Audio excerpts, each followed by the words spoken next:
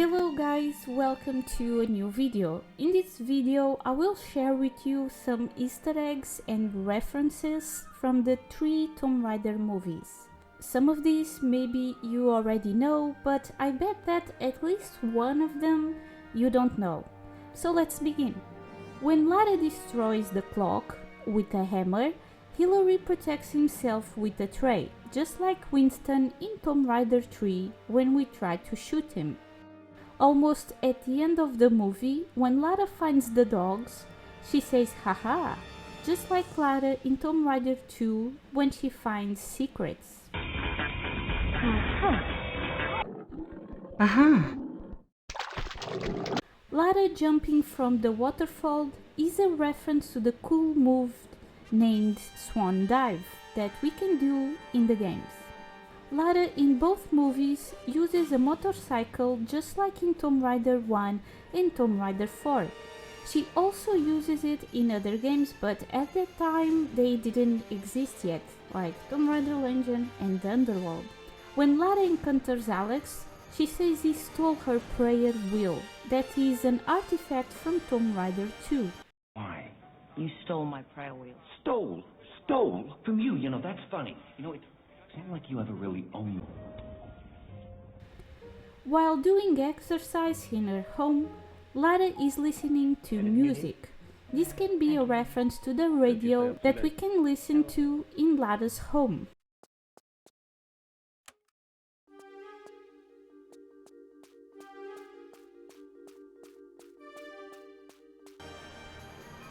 Lara's house is invaded just like in Tomb Raider 2.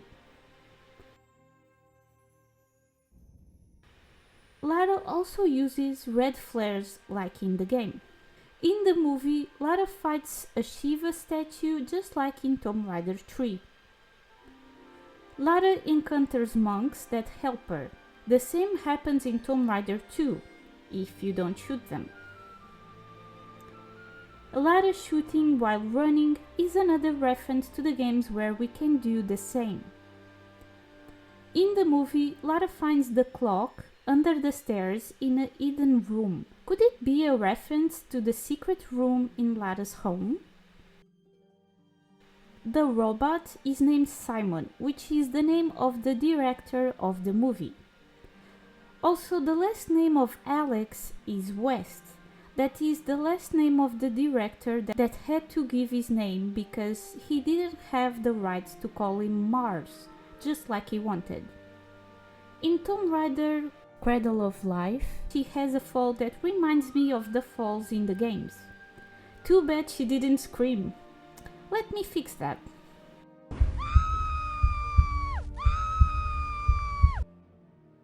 In the beginning of the movie, the Greek guys are using Sola wetsuits that are from a real company and that Lara also used in Tomb Raider 2. The shooting range part may be a reference to the shooting range in Tomb Raider 3 in Lara's home. Unfortunately, in the game we can't ride a horse, but at least we can shoot Winston and ride a quad bike. Other similarities are the fact that Lara visits the Great Wall and finds terracotta warriors just like in Tomb Raider 2. When Lara finds her father's basement, we can read in a tomb that her mother died in 1996. That was the date that the first game of the franchise was released. In the lobby of the Croft Company, we can hear in the background the same music that plays in the first movie with Angelina Jolie, in Lara's home when she's going to exercise before the house is invaded. It is really hard to hear. I advise you to use headphones and turn up the volume to hear it now that I will play the scene. I'm not a courier. Well, I am. Right, so round the back.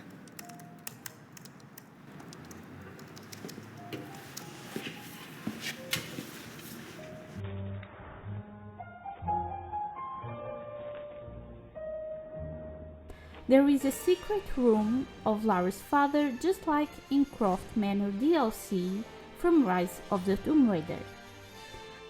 When Lara is in the cave with her father, Next to the map there is a cardboard sign that says "No one leaves." This is a phrase that we see written in the 2013 game several times. No one leaves the storms. Lara gets a stick stabbed in her belly, just like in the beginning of the game.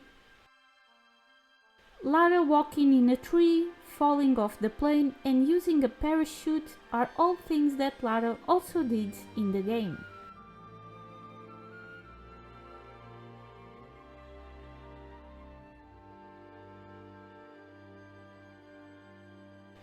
Almost at the end of the movie, Lara jumps and uses the climbing axe just like in the game.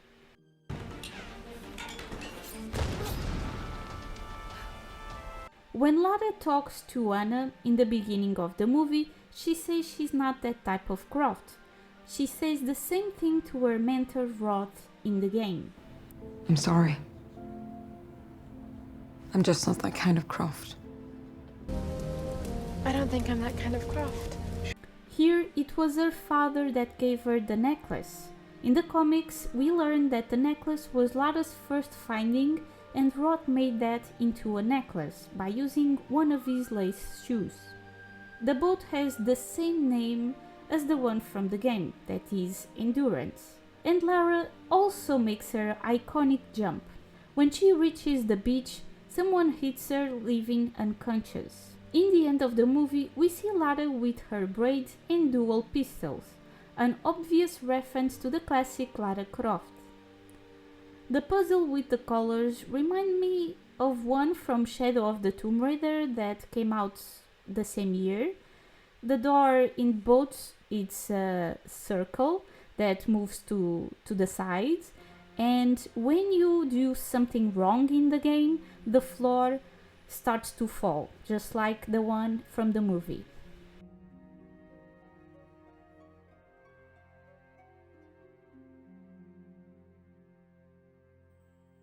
During the house invasion, Bryce guides Lara just like Zip guides Lara in Tomb Raider Chronicles. He also has a van. In the movie, we can see Lara using vines, just like how Lara uses ropes on Tomb Raider 4 and Tomb Raider 5. So besides this reference, I also saw some people saying that in the first movie, in the auction part, the man that is doing the auction say the dagger of Shion. I couldn't hear that, but I saw quite a few people talking about that, so I suppose it's true. And also other two things related to the first movie is that if you hear the movie with the commentary of the director, he says that in the beginning, you know, you fight a robot that is named Simon, and each letter of Simon means something. It's kind of like a puzzle. He also mentions almost at the end of the movie when Paul throws the knife, you can supposedly see also that is related to a puzzle, but I saw those scenes so many times and I didn't find anything.